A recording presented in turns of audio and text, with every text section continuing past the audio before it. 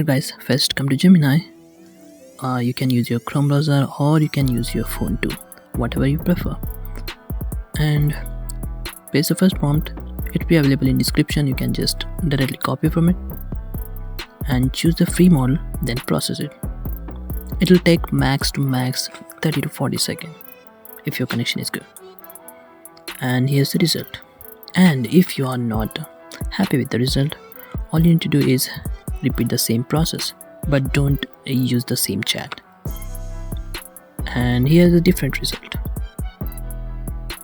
Here's a different example with a different image.